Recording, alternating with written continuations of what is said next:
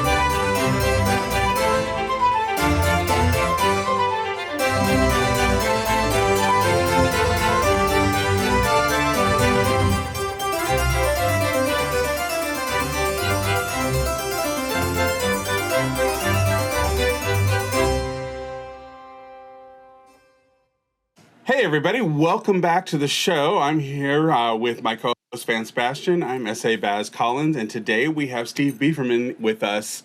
And Steve came to us with a question. After 3 published books and 1 self-published, a question remains. If no one reads your stuff, can you still call yourself an author?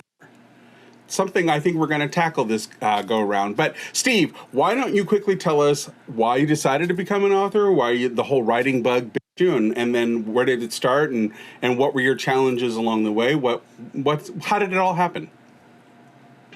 Go. Quick bios. When I was 12 years old, my mom gave me an old Remington. So by the time I was 17, I had 5 books, at least 5,000. So I kept submitting books and books and books. Never worked. I thought, being young, young, and look, there were haunted houses. What do you want to do? You're 12 years old. Right. So I kept writing. And by the time I was 22, I finally get a book published. And that's after doing the rejection letters, the pile of rejection letters. Mm-hmm. So I get a small house. It's in French. I get an actual book published. So, boy, I'm excited. I get, we publish in October, to make sure that the book comes out when the book fair in Montreal is on, big book fair where everyone goes. So I go to the book fair, I'm sitting down, my book is there, I'm all excited.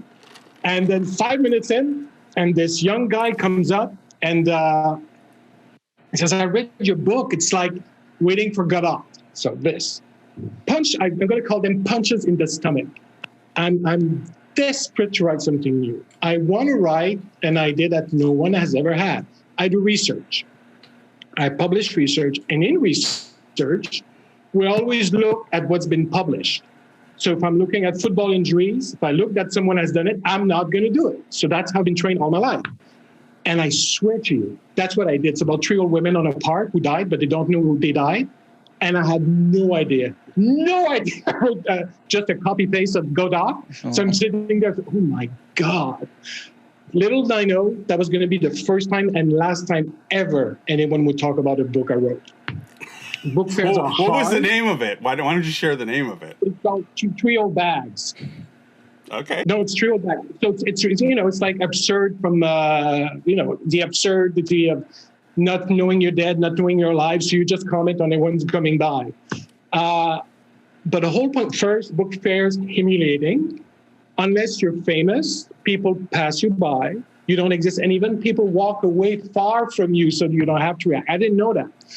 I've been doing movies on the side as an extra, which allowed me to go into lots of production houses and everything related to media in Montreal. So I could go in journalists and bang on their doors, introduce myself, put my book down, which I did, talk to all of them. Nothing.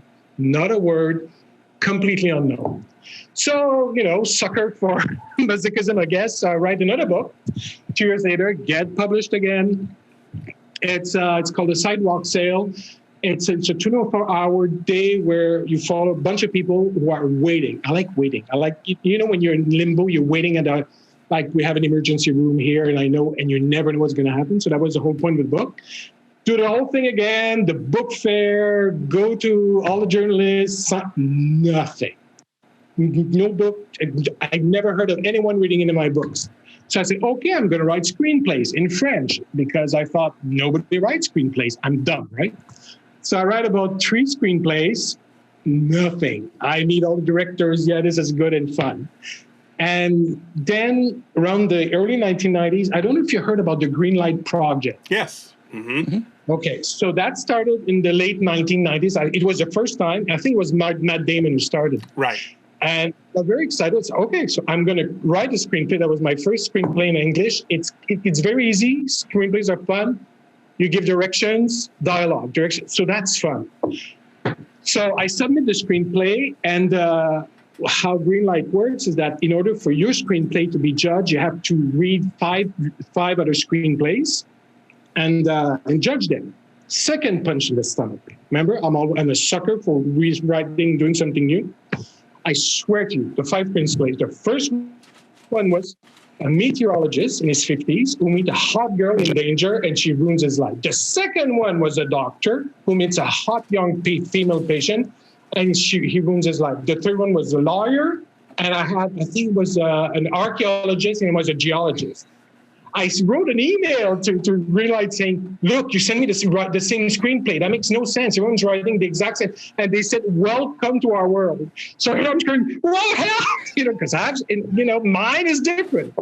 And when I got my critiques back, and that was the punch in the stomach, now I got it. It was, that's stupid. That's dumb. What's that? What the fuck is that? I wrote a screenplay it's 1902. It's a little village. It's snow, it's winter, and it's a house full of women. And there's a woman running everything, and she runs the whole village. And so I introduced a new character. It's going to look and try to undo that woman. And she realized that the oldest girl is a man who's been raised as a girl. And if you're in the 1900s and you're in backward villages, it could happen. Because, we kept the people with the dementia or people who were abnormal, and we call them in the attic. Mm-hmm. Right. You had rooms for these people. Right. People didn't know they were born. So it's possible to have an adult grow up in an house without even knowing its own gender. So that was my whole fun. And it turns out it's a possession demonic because, demons are fun. But that was the punch in the stomach. That's when I realized people don't want something new. They want to redo what they've seen and just change their hair. I'm going to do that movie because I'm going to comb my hair on the right instead of on the left, which is the same thing. So that didn't work. So now I wrote miniseries, a whole 12 one-hour episode miniseries. I wrote the Bible, everything, sent it everywhere, went nowhere.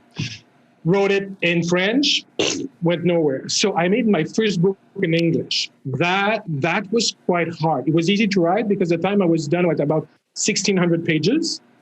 But I knew because I wrote all my research in English, and there's nothing that pleases me more than when you get your feedback from the copy editor, everything is read. I love this. It's like someone cares. And I'm fully aware that because my English is my second language, like all of us, the first language is always going to come and interfere, especially when you write like in English, because you're trying to come up with interesting sentences.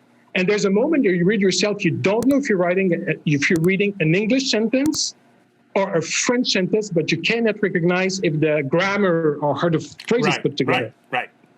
That was my problem. And so what I did, I downloaded the books by all the famous ones like Ludlum and Patterson. I did Harry Potter. So I downloaded these books. I created a little algorithm to study their style, and I compare what they did to mine. And then I figured out none of them do what I do. Like I had 90% of what I wrote were adverbs, and then with L-I-L-Y. And that's what it was. And none of them use adverbs. Oh, I can't use adverbs. I also realized how it's a lot better in English when you guys write dialogue, because you always introduce dialogue. you're going to see John open the door, then brackets and say something. Well, in French, we don't do that. It's almost like a play. We just put little dashes and we just go down. And that was quite creative. And then I would put different sentences and try to find out if it appears somewhere else. And I thought, oh, that's not the right one. It took me a month to analyze my book. And the other thing I like about the English literature is that you guys send a letter of intent, right? So you don't send your book. You send a little pitch first and see if they accept it. See, in French, we don't. We send the whole book, which is expensive. So because it was a 12-hour miniseries episode, I knew that was going to be nobody would understand what I did. So I thought myself, Flash, created a website, and it worked. I got an actually published in English with an editor from Toronto. Went again to the whole thing, the book fair, nothing. So my last thing, I decided just to self-publish a little porn, cheap, awful, fun thing on Amazon, and that's me today. Saying, even though I've done all of this, since no one has ever read me, can I call myself an author or a writer? What do you guys think? Well, here, I will give you two things that I think are the counter or the response to your question.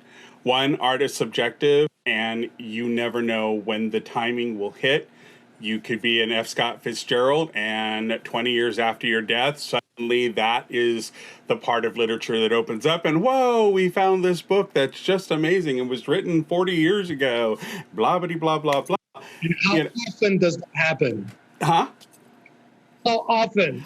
You'd be surprised. I mean, the thing is, what I'm saying is that you don't know if what you did was ahead of its time, just didn't find the audience. A lot of art is, and this goes because I come from the world of performing. I trod the boards for many, many years on stage. A lot of it is geared towards presenting art, but you never know if the audience will grab it or will be able to react to it, find it rings to them. It sounds something that they respond to emotionally. So all art is subjective in that way. And you have to kind of realize that at least for me, when I write for myself, and I write, books I wanted to read, things that I wanted to see. And for me, I take the Hitchcockian approach. It's all about the creation. I literally, it's what I build, that's the fun for me. Everything else is superfluous. Whatever happens, happens. And 9 times out of 10, when you release a book, you just never know. I mean, there have been prominent artists or authors who have written books, had books that sold really well. They turn out a book and nothing happens. It's the nature of the beast. And if you go into it thinking, I'm going to be the next ... whoever that may be, I think you run the risk of, one, shortchanging yourself and your own work. And two, I think that there is a subjectiveness that you have to kind of just let go and say, it's going to be what it's going to be. But does that preclude you from enjoying the creative process in any way? I hear you both, but if no one nowhere ever read anything you've done, how do you know that? Biggest gift I've given myself, I've stopped. It's over. It's a perfect place. I'm happy. There's no more running. There's no more hoping. You know that if you're blind, you can hope all you want and dream all you want. You're going to stay blind. So there's a moment in life when you got to say, I'm a child hoping for a dream that's never going to happen. Sure. I cannot be about it right now. It's never going to happen. So I think... But I'm always, I know, sorry, but I wonder, because of your audience, I'd be so curious to hear, maybe we could do a little, because, I do research. So it'd be fun to create a little form that your audience could fill and see how many of them wrote, how many books they wrote, how many rejection letters, just to get a sense of, because there's a whole lot of people out there that never got anything published. Right. You understand? And there's this moment of, when do I stop? Vance, I read your book, if I can quote you, right? So it's number 6, right? Mm-hmm. Okay. And I liked it. I loved it. And then you were saying, so I'm trying to see I looked on Google if it was picked up, if the press was there. It's ready to make into a film. You did everything right. You called it the outré without, I thought the little French word was fun. Although you meant outrage or you meant other? Other. Okay, so it's outré, but without the accent. You wanted to call it the outre. Gotcha. So that's what, but I liked it. And then I'm reading this book. I'm trying to see if it's everywhere. So there's no movies that I heard of or something like that. Let's hear what Vance has to say. Yes, please. Well, I kind of wanted to pull this back because I think in order to frame this conversation for all authors, and in terms of doing research, we first have to ask, why did you write it? Yeah. What was your goal? Good point. Did you want a bucket of money? Did you want it to get worldwide renown? Did you just want the story out there because it was burning inside you? Did you just want to test your chops and see if you could? I mean, we've interviewed authors from every one of those answers and more. And so I think I'm going to turn it to you, Steve. Why did you write? What was your goal? I wanted to be read. Plain and simple. I never hoped to be Harry Potter famous, but I just wanted to be read. To be completely 100% ignored, which I'm not alone. I am convinced there's many me's out there. But and I guess your podcast especially was a lightning rod, because when I started to listen to all your podcasts, I've been binging them. And you read about all these authors. I mean, some of them have options. Not only, it's like, that's amazing. Or some of your authors have other friends reading their books and correcting them when they have a new version. It's so far away from a reality. So that was a big wake-up call, because I thought, oh, well, nobody, it's like one or two succeed. No, because you proved it. Because all these authors, and lots of them make money, which is sending me back down to my little garbage can of, but I wonder, I mean, both of you must have wanted to be read as well. Mm-hmm. You want people to read you. Yeah, I think one of the things that has helped almost all of our authors, and I'm painting with a big brush on this one, but I think it applies to almost every single one of them, is they joined a community of other authors. Yeah. And they started sharing their works with other authors, and then those authors would talk about their friends' work, and suddenly you've got two audiences coming together, because these two authors brought their whatever few readers they had, they brought them together, and suddenly their number of eyes that could read it multiplied. Right. Okay. Because most of your authors all talked about that, which I thought was amazing, because I didn't know that's something you did. I think you were Proust, you die in your sleep and you never wake up. It's just right out of your little room, and because that's mostly. But of course, you need to join. Back then I couldn't even fathom finding an author group. It's easier today with the internet, right? But because I'm an old fart and the internet didn't exist back then. So I didn't start that way. But your podcast, especially your was a lightning rod, because so many people said things that I could not believe were true, and they are. So, and my other point is, because I've been commuting all my life in subways and metros, mm-hmm. I remember the 80s where people had books, and books have disappeared. Yes. And no one's reading the Kindle, because what I do as I walk in the metro, I always look at, they all do Facebook. So I was wondering, well, maybe nobody reads anymore. And again, I was proven wrong, because most of your authors say that they actually make a living out of it. Doesn't have to be rich, but you actually make money. Yeah, I mean, well, we have, there are some authors. And I think here's the thing. Queer media has really grown in the last 20 years. It has blossomed in a way. And I think the whole AIDS epidemic stalled that, because I think in the 80s you had the Velvet Mafia, you had the Violet Quill Writers group, and that started to really burgeon. But then we lost some of them, during the AIDS epidemic. And so through the 90s, we were kind of stagnated. There were a lot of pushes to have new queer media. The 90s were the gay 90s, and that was the big push, was to try and have a resurgence, kind of the Harlem Renaissance, but in the present. And I don't think it really started to catch until we crossed over into the new millennium. And I think then we now have seen in the last 20 years where queer media is everywhere. That's why you hear all the straights who are freaks about it say, why is all this gay coming at me? Well, it was always there. You just never bothered to notice, And the fact that you asked that question is why we still have to do it, so I think that there's that part of it. It also depends on what you did your works that you did that you say went nowhere, it's kind of a it's always hit and miss. Everything is always hit and miss. And I understand that you put in all the work and did all the right things, and you didn't see any of the reaping of any of the rewards. And I get that. I'm now working on a series that I absolutely love, but it's really frustrating because I know it could be bigger. And I've gotten really positive responses from websites and people who have blogged about it. But the problem is, it's one in a sea of millions.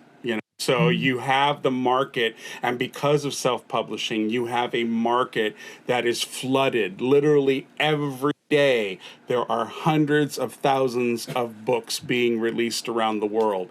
You are in a sea that is very hard to pop up out of the ocean like a whack-a-mole and be seen. I know. I have seafaring whack-a-moles. Anyway, but my point is, that it is hard to be seen for that. So I think to Vance's point, if you want to simply be read, then that doesn't mean the catalog that is there still can't catch fire. Appearing on our podcast, not to just toot our own horn, but appearing on our podcast is part of that process. There are so many things for authors, even with their back catalog, that they can bring to the fore by appearing on shows like this, by starting a YouTube channel that discusses your works. You would be surprised. I have a queer granddaughter, and one of the things she does, she watches media everywhere but mainstream, and right. So there's a whole slew of audience members that are out there you may not have even touched upon. I know. I guess I'm going to play the devil's advocate. Oh, sorry, Vance, you want to say something? I kind of do. What's the title of your book, The Early 1900s, the Guy Who's Raised with the Women? What's the title of that book? It's a screenplay. Oh. What was it? It was at a village, Saint-Janvier. It was the village where it happened. Okay. It's a screenplay. Would you ever consider putting it in novel form? No, I am done. Okay. Like I'm saying, the best thing I've done with my life is stop it. You need to understand, I have had so many. Think of Charlie Brown and Lucy and the football. Got it. And that's my life. I've had amazing thing happen to me, and the very last minute is just completely shuts down. And you look up and say, the gods are laughing. I've had it way too often to try again. And now that I'm stopped, and I'm at that peaceful moment where I've gave up, I'm happy. One of my best friends is an author. He's wrote 6 books. Wonderful, amazing book. Not one published, only rejection letter. He's 65. Should he continue? I think it'd be a nice conversation for some of your readers. And I'm sure there's some out there that have written lots of books and only got rejection letters. Mm-hmm. And when my friend looks at me, he looks at me like I'm Mount Everest, because now I publish in English, I publish in French. And it's like, but it's like when you reach Mount Everest, you realize, oh, the cloud's clear, and it's not even the base of the mountain. There's another one and another one. Right.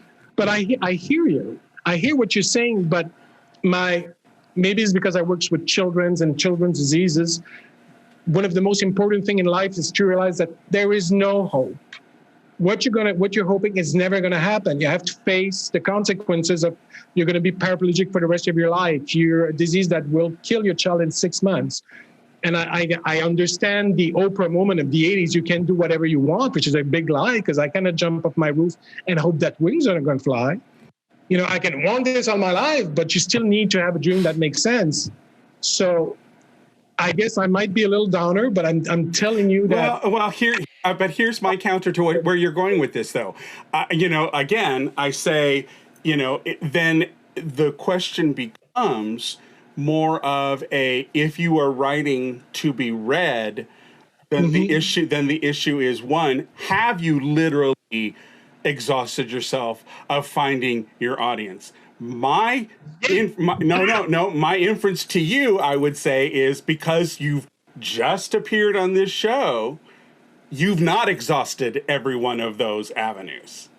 And look, yeah, and you know what you are right now? You're Lucy. you're putting a football in front of me and say, come on, kick it. You don't have to run and kick it. I'm just saying that, exactly. that there are avenues that are available now, and the reason why a lot of these authors continue to work, and why a lot of these authors who may not sell a ton in the beginning, they will push forward and start to explore these other avenues. So by creating, then it becomes the question of, is creation worthy of your efforts?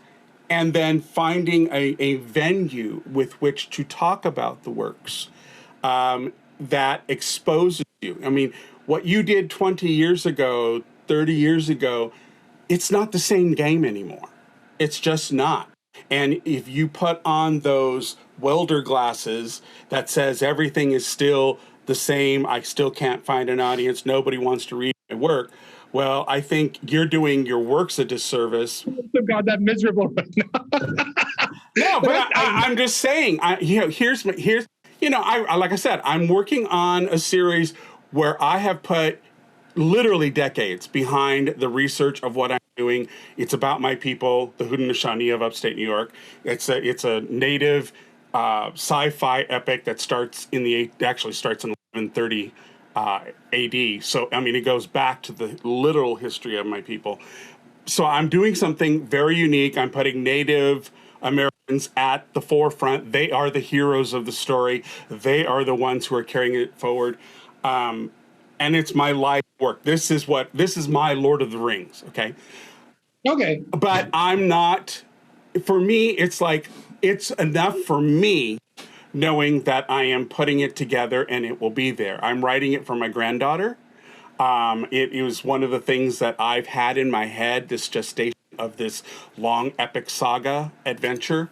And like I said, the first book that went out there, I got a lot of positive reviews from bloggers who really liked it. Can't wait to see the next one. My editor keeps asking me, when's the next one going to be ready so we can get it edited? So there is interest. It could be bigger. I mean, I feel a little let down that it's not as big as it could be. But again, I'm doing something that I've not seen out there, with natives being at the forefront and the culture being represented in the way that I'm doing it. So I know I'm trotting pretty new ground. I'm not saying I'm the only one out there doing what I'm doing, but I think I'm out there doing it in a way that I've not seen anywhere. And I know a lot of Native writers. I know a lot of, people of the community, in my community, that do write, and I know kind of what their genre of books are. So I feel like I'm trotting some new territory. But again, it may take quite a while for it to find its audience. I have to be just as invested in the creation part as I do in the long game of it finding its audience. Because if I think the work is worthy, then for me, it's enough to put in that work. And it's not like a one and done. Okay, I've spent a year and a half talking about it. Nothing happened. Okay, I'll go on to my next project. And then you do the same process over. Yes, it can feel like you're beating yourself against a wall. I understand that. But you have to think of your catalog as being a life entity. Because it has been published, it's still alive. It's still out there. So, you need to kind of nurture it along as well. And, there may be somebody who comes along who happens upon your work that nobody has read. They could say, wow, this is the most amazing thing. I now have it in my book club. We're all talking about it. You never know when that spark is going to hit. And I'm not convincing you to jump back in the game. What I'm saying is, as a balance for our listeners who are creatives, that goes back to Vance's question at the very beginning. Why are you writing this? What is the point, or what is the joy you get out of doing the work? And what benefits do you want to reap from it? There have been many authors who wrote many books, never were really a big name, and all of a sudden they write that one book that hits at the right time with the right market, and it goes boom. And then their back catalog starts to sell. That's all I'm going to say on that part of it. hear you, but it's like you're telling me buy a lottery ticket, you're going to be rich. It's that. It could happen. I hear you. It could happen. Yeah, I guess. And I'm 56, so I don't want to know your age, but I. So am I. Dad, how dare you have hope? I lost all mine. So good for you. I hear you. I guess I come from now I'm at peace with myself. There's no hope. There's no drive. There's no, it's not good. And, trip. It's over. And again, go ahead, Ben. Sorry. And, to sort of support your point, I mean, I know our show primarily focuses on people's success in putting a book out in the world, whether it's through publisher, self-publishing, whatever. I do know that's our focus. But in between the lines, we have talked to many authors who still have works that have never been picked up, that they've never been able to sell, that they've never had an editor even take a look at.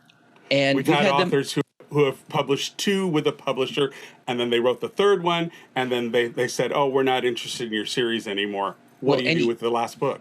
Even recently, we've had authors on air ask for help marketing. Yep. Or if there's a publicist. So all I'm saying is there are a lot of people, I think, who feel your way, even though we don't focus on that feeling. And I think it's valid and it's worth asking. Yeah, but that'd be fun. But I guess if I go back to my original question, I am not an author. I might have written, 50,000 pages? And because no one read me, I cannot call myself an author.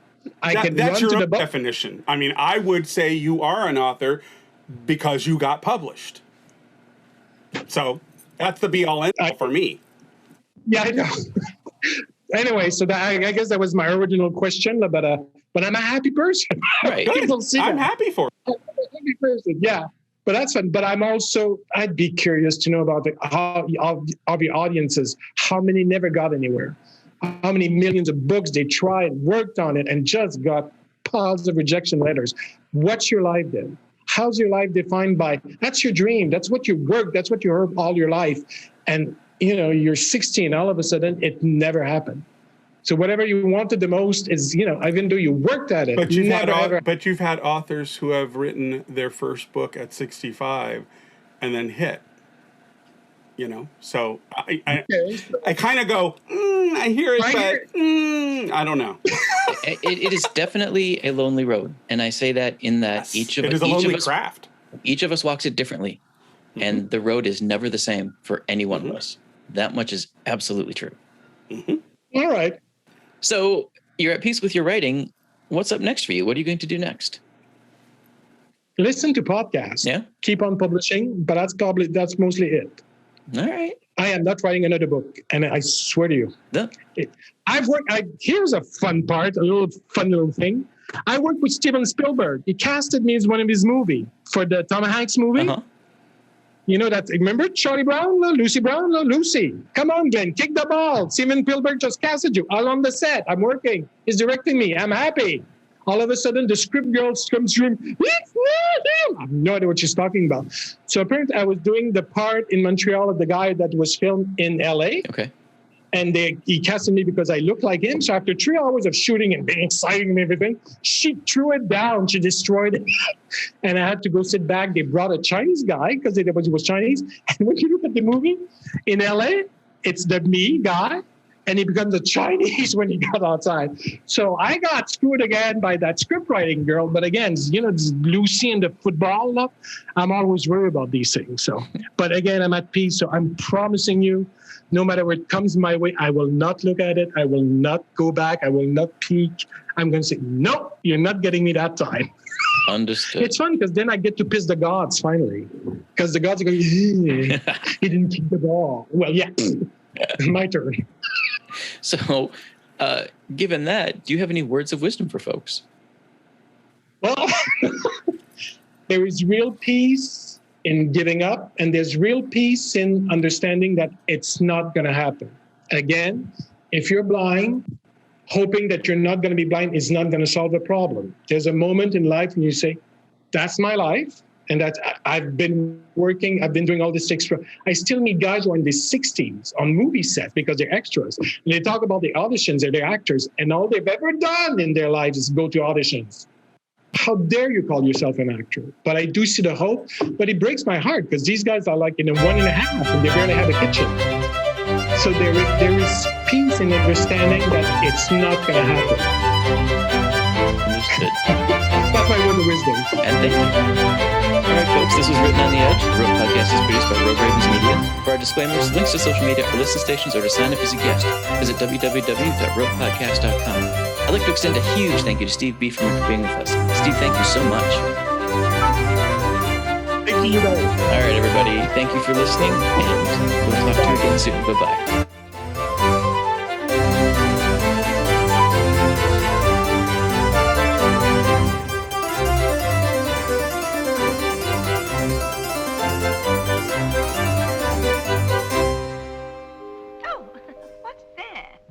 Closing time. The bums rush in melody, dear.